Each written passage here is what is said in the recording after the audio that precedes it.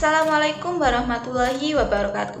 Perkenalkan, nama saya Sela Dewi Nuraini dari Program Studi Pendidikan IPA Universitas Negeri Surabaya dengan NIM 23030654024. Oke, di sini saya akan menjelaskan materi tentang kapilaritas zat cair. Apa sih kapilaritas itu? Oke, simak video ini. Di sini saya akan menjelaskan materi tentang kapilaritas zat cair. Nah, apa sih kapilaritas itu? Kapilaritas pengertiannya itu ada dua. Ada yang pengertian pendek dan ada pengertian panjang. Yang pendek dulu. Kapilaritas adalah peristiwa naik atau turunnya zat cair pada pembuluh atau celah kecil atau pori-pori kecil. Nah, yang versi panjangnya, kapilaritas adalah gejala zat cair melalui celah-celah sempit atau pipa rambut. Celah-celah sempit atau pipa rambut ini sering disebut pipa kapiler. Gejala kapilaritas disebabkan adanya gaya adhesi atau kohesi antara zat cair dengan dinding celah itu. Nah, akibatnya bila pembuluh kaca dimasukkan dalam zat cair, permukaannya menjadi tidak sama.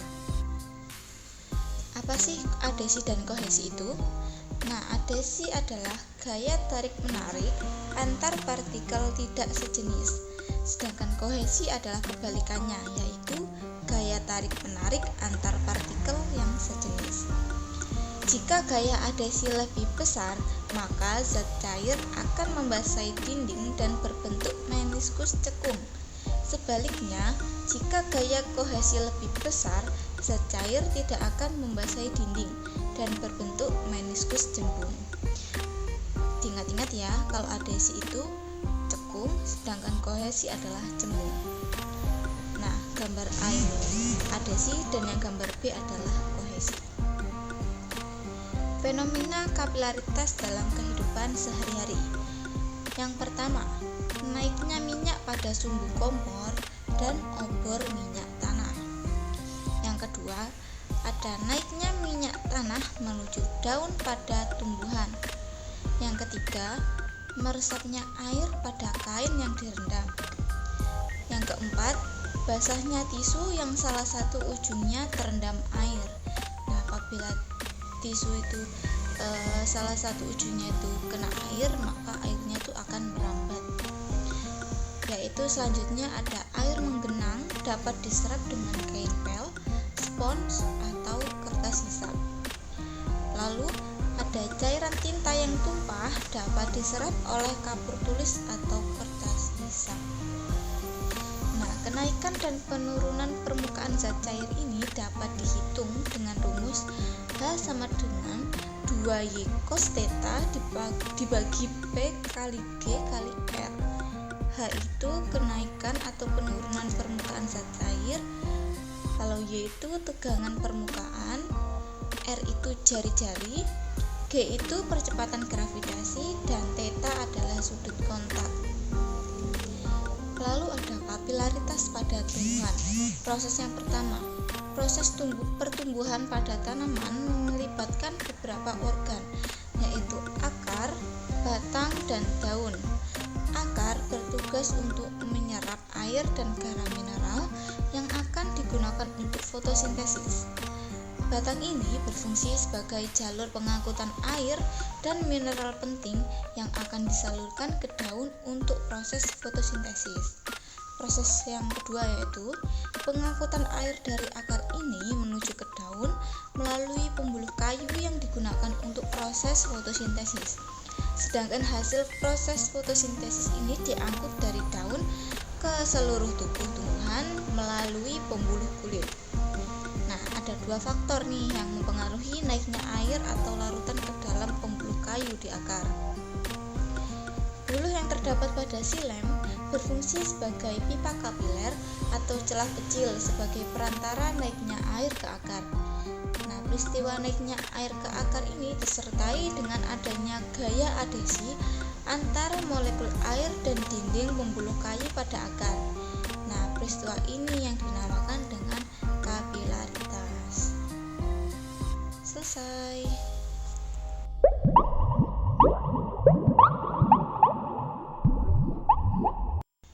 Di sini saya akan membahas tentang LKPD, kapilaritas zat cair yang sudah saya buat. Next, kompetensi dasar, merencanakan dan melakukan percobaan yang memanfaatkan sifat-sifat fluidostatis. Indikator, melakukan pengamatan mengenai percobaan kapilaritas. Tujuan pembelajaran, 1. Untuk mengetahui proses kapilaritas yang terjadi pada zat cair. Yang kedua, untuk mengetahui kecepatan kapilaritas masing-masing kertas. Lalu untuk petunjuk pembelajarannya, yang pertama, bacalah doa sebelum memulai mengerjakan LKPD. Yang kedua, bacalah soal yang ada dengan baik dan teliti.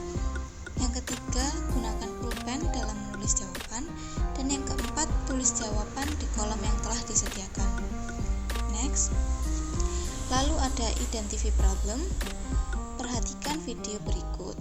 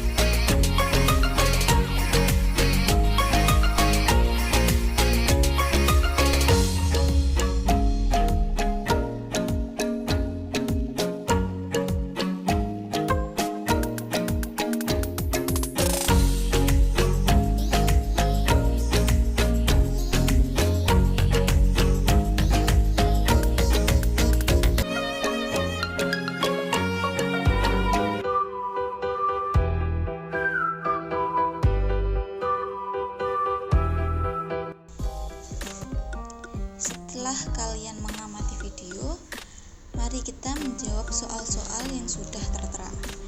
Yang pertama, apa yang kalian amati dari video yang telah ditayangkan? Oke, pada video tersebut telah diketahui mawar yang tidak ada akarnya tersebut dimasukkan ke dalam air yang sudah diberikan pewarna. Dan lama-kelamaan, mawar yang direndam tersebut akan berubah warna seperti air yang digunakan untuk merendam mawar tersebut. Nah, ini kan ada warna orange, merah, dan hijau. Nah, mawar tersebut yang awalnya putih berubah menjadi orange, dan air yang merah mawarnya berubah menjadi merah, dan air hijau mawarnya berubah menjadi hijau pula.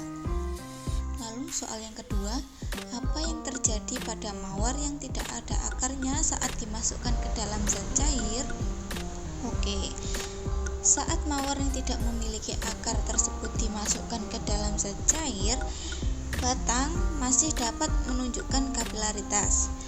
Pembuluh kapiler dalam batang mawar, meskipun tidak terhubung langsung dengan akar, tetap dapat menyerap zat cair seperti air atau larutan warna melalui proses kapilaritas, sehingga zat cair tersebut akan naik melalui batang tersebut menuju bagian bunga. Nah, makanya menyebabkan perubahan warna pada bunga mawar tersebut. Lalu nomor 3, menurut kalian mengapa hal tersebut bisa terjadi? Nah, dalam percobaan kapilaritas, mawar yang tidak memiliki akar itu tetap dapat menunjukkan perubahan bukan warna ya, karena kapilaritas itu adalah kemampuan suatu cairan untuk naik atau diserap oleh suatu bahan berpori seperti batang bunga mawar. Nah, meskipun bunga mawar tersebut tidak ada akar yang hidup, tetapi batang mawar masih memiliki struktur sel hidup dan dapat melakukan kapilaritas, menyerap air dan zat warna dari larutan tempat mereka ditempatkan, sehingga warna larutan akan naik ke bagian bunga melalui pembuluh kapiler dalam batang, sehingga menyebabkan bunga tersebut berubah warna. Selanjutnya, kalian disuruh untuk membentuk kelompok yang beranggotakan 2-3 orang. Lalu tulis anggota kelompok tersebut pada kolom, kolom di bawah ini ya. Next. Lalu ada petunjuk lagi prosedur pengerjaan. Perhatikan dengan baik gambar di bawah ini. Nah, gambar di bawah tersebut adalah gambar tiga buah gelas ya. Lalu terdapat air yang berwarna-warni, lalu terdapat tisu. Lakukan percobaan tersebut dengan mengikuti langkah-langkah tersebut. A. Siapkan alat dan bahan. Yang pertama, 3 buah gelas. Yang kedua, air. Yang ketiga, 2 buah pewarna. Yang keempat, beberapa lembar tisu dan kertas HVS. Yang kelima, gunting. Yang keenam, penggaris. Dan yang ketujuh, stopwatch. Next. Nah, langkah kerjanya. Yang pertama, siapkan beberapa lembar tisu dan kertas HVS. Yang kedua, gunting kertas HVS sebesar tisu, lalu gulung tisu dan kertas HVS tersebut. Yang ketiga, siapkan 3 gelas, dijajarkan seperti gambar tadi. Kemudian masukkan air secukupnya pada masing-masing gelas. Yang keempat, celupkan masing-masing tisu dan kertas HVS yang sudah digulung ke dalam gelas yang sudah berisi air tersebut. Yang kelima, nyalakan stopwatch atau timer pada HP atau apapun dan tunggu sampai 2 menit. Nah, setelah 2 menit, kalian bisa ambil masing-masing kertas tersebut dari dalam gelas. Lalu yang ketujuh, ukur tinggi zat cair yang terserap masing-masing kertas tersebut. Yang ke-8, tulis data yang diperoleh pada tabel pengamatan. Nah, ini ada tabelnya. Setiap 2 menit tisunya berapa jaraknya dan kertas HVS berapa jaraknya. Mari kita coba.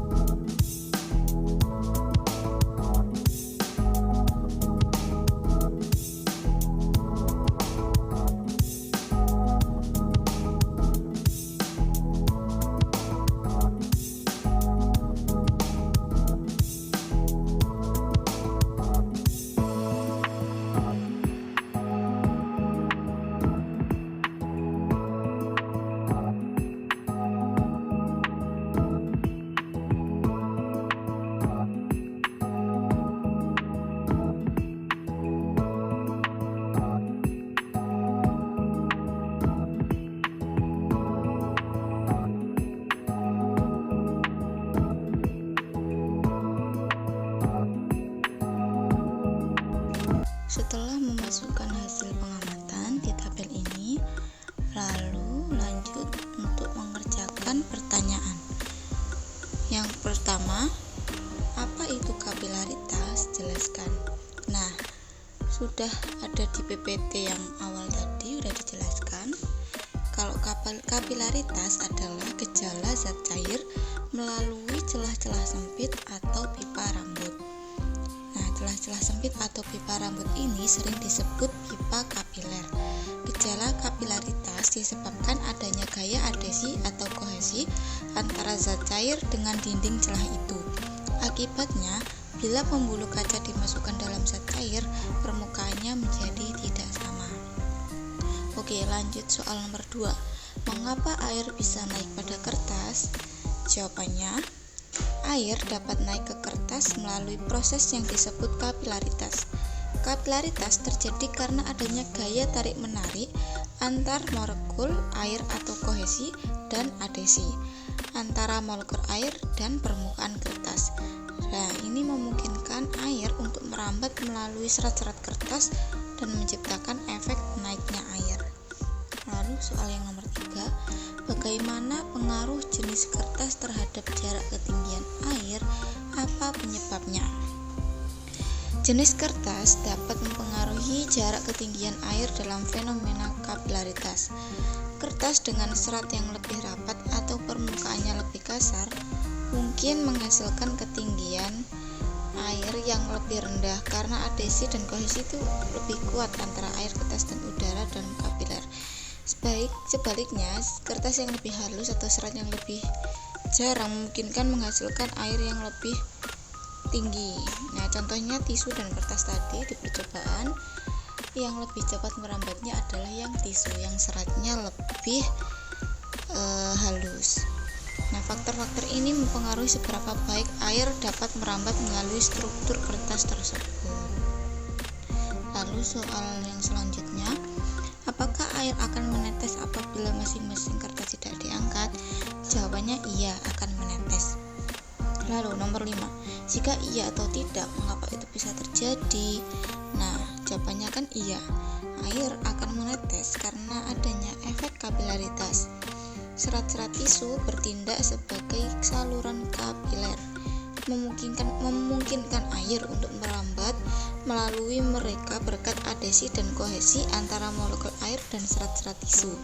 Saat salah satu ujung tisu ini terendam air, maka air akan meresap ke serat-serat tisu dan akhirnya akan naik. Nah, karena adanya adhesi dan kohesi, akhirnya air akan menetes dari ujung tisu yang terendam ke gelas lainnya karena efek kapilari ini, bahkan melawan gaya gravitasi. Lanjut soal nomor 6. Faktor apa sajakah yang mempengaruhi peristiwa tersebut? Nah, jawabannya ada beberapa faktor yang mempengaruhi peristiwa kapilaritas di mana air itu menetes dari satu gelas ke gelas lainnya. Yang pertama ada sifat kapilaritas bahan. Nah, struktur dan sifat kapilaritas tisu atau bahan lainnya mempengaruhi kemampuannya untuk menarik air ke atas. Seperti percobaan yang sebelumnya, tisu dan kertas itu berbeda kan. Tisu lebih dapat menarik air ke atas dengan cepat. Lalu ada gaya gravitasi. Meskipun kapilaritas dapat mengatasi gaya gravitasi untuk menarik air ke atas, gravitasi masih memainkan peran, terutama dalam menentukan kecepatan aliran dan apakah air akan menetes atau tidaknya. Lalu ada ketinggian permukaan air awal. Nah, ketinggian air awal di salah satu gelas juga mempengaruhi seberapa tinggi air dapat naik melalui kapilaritas. Nah, semakin tinggi air, maka semakin tinggi pula air dapat naik melalui kapilaritas. Lalu ada sifat fluida. Sifat fluida air juga dapat mempengaruhi seberapa cepat air dapat merambat melalui kapiler. Lalu lanjut soal nomor 7. Apakah hal yang terjadi pada kertas sama seperti halnya cairan pada tumbuhan? Jawabannya adalah iya. Lalu nomor 8. Jika iya, bagaimana proses terjadinya naiknya cairan pada tumbuhan? Naiknya cairan pada tumbuhan melalui pembuluh silem melibatkan serangkaian proses. Nah, apa sih? Sudah saya jelaskan ya tadi di PPT awal. Proses pertumbuhan pada tanaman melibatkan beberapa organ, yaitu ada akar, batang, dan daun. Akar bertugas untuk menyerap air dan garam mineral yang akan digunakan untuk fotosintesis. Batang berfungsi sebagai jalur pengangkutan air dan mineral penting yang akan disalurkan ke daun untuk proses fotosintesis. Nah, penyerapan air pada akar melalui celah-celah kecil sehingga air bisa masuk ke dalam akar hingga ke daun. Proses penyerapan air inilah dalam ilmu fisika disebut sebagai hukum kapilaritas. Pengangkutan air dari akar menuju ke daun melalui pembuluh kayu yang digunakan untuk proses fotosintesis, sedangkan hasil fotosintesis diangkut dari daun ke seluruh tubuh tumbuhan melalui pembuluh kulit atau floem. Ada dua faktor yang mempengaruhi naiknya air atau larutan ke dalam pembuluh kayu. Kedua faktor tersebut adalah faktor internal dan faktor eksternal. Faktor internalnya itu meliputi tekanan akar, daya kapilaritas, dan daya hisap akar. Xilem mempunyai diameter buluh yang kecil sehingga menghasilkan daya kapilaritas. Buluh yang terdapat pada xilem berfungsi sebagai pipa kapiler atau celah kecil sebagai perantara naiknya air ke akar. Peristiwa naiknya air ke akar disertai dengan adanya gaya adhesi antara molekul air dan dinding pembuluh kayu pada akar. Peristiwa ini dinamakan dengan kapilaritas. Tanaman merupakan makhluk hidup yang dapat membuat makanan sendiri atau disebut autotrof. Tetapi tanaman juga selalu membutuhkan air selama proses pertumbuhan untuk bertahan hidup. Oleh karena itu, peristiwa kapilaritas sangat berpengaruh pada proses pertumbuhan. Tanpa adanya daya kapilaritas, tanaman juga akan kesulitan dalam proses mendapatkan air. Selanjutnya, menurutmu adakah aplikasi tekanan kapilaritas pada kehidupan sehari-hari? Nah, ini sudah ada tadi ya di PPT, jawabannya iya. Ke nomor 10, jika iya berikan contoh aplikasi tekanan kapilaritas pada kehidupan sehari-hari. Tadi yang pertama ada naiknya minyak pada sumbu kompor dan obor minyak tanah. Lalu yang kedua ada naiknya minyak tanah menuju daun pada tumbuhan. Yang ketiga, meresapnya air pada kain yang direndam. Yang keempat, basahnya tisu yang salah satu ujungnya terendam air seperti di percobaan tadi. Lalu selanjutnya ada air menggenang dapat diserap dengan kain pel, spons atau kertas hisap. Lalu cairan tinta yang tumpah dapat disiram oleh kapur tulis atau kertas hisap. Nah, dan masih ada banyak lagi. Namun ini hanya beberapa contoh ya. Nah, kesimpulan. Ini bisa diambil sendiri kesimpulannya. Sekian penjelasan dari saya. Terima kasih.